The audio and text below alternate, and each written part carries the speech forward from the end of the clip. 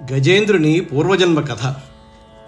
జననాథ జననాథ దేవల శాప విముక్తుడై పటుతర గ్రహరూపంబు మాని ఘనుడు హుహు నామ గంధర్వుడపుడు తన తొంటి నిర్మల తనువు దాల్చి హరికిన్ అవ్యయునకున్ అతిభక్తితో మృక్కి తవిలి కీర్తించి గీతములు పాడి ఆ దేవు కృపనుంది అందందమరియును వినత శిరస్కుడై వెట్కతోడ దళిత పాపుడగుచు తన లోకమునకేగే అప్పుడు శౌర్యకేలన్ అంటి తడవన్ హస్తిలోకనాథుడ జ్ఞానరహితుడై విష్ణురూపుడగుచు వెలుగుచుండే.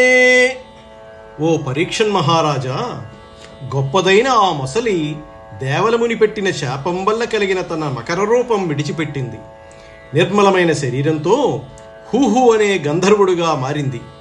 ఆ గంధర్వుడు మిక్కిలి భక్తితో భగవంతునికి మ్రొక్కి స్తోత్రాలు చేశాడు. స్వామి అనుగ్రహం పొందాడు. మరలా నమస్కారం చేసి పుణ్యాత్ముడై గంధర్వలోకానికి వెళ్ళిపోయాడు. అటు పిమ్మట విష్ణువు గజరాజును చేతితో దువ్వాడు. వెంటనే గజరాజులోని అజ్ఞానం తొలగిపోయింది.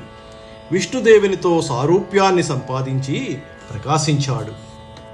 అవనీనాథ అవనీనాథ గజేంద్రుడా మకరితో నాలంబు గావించే ద్రవిళాదీశుడతండు పుణ్యతముడింద్రద్యుమ్న నాముండు వైష్ణవ ముఖ్యుండు గృహీత మౌన నియతిన్ సర్వాత్మనారాయణున్ సవిశేషంబుగ పూజ చేసెను మహాశైలాగ్రభాగంబునున్. ఓ రాజా, మొసలితో పోరాడిన ఆ గజరాజు పూర్వజన్మలో ఇంద్రద్యుమ్నుడనే మహారాజు. ఆ పుణ్యాత్ముడు ద్రవిడ దేశాన్ని పాలించేవాడు. అతడు విష్ణు భక్తులలో శ్రేష్ఠుడు. ఒక పర్వతంపై అతడు మౌనవ్రతంతో భగవంతునికి విశేషమైన పూజలు జరిపేవాడు.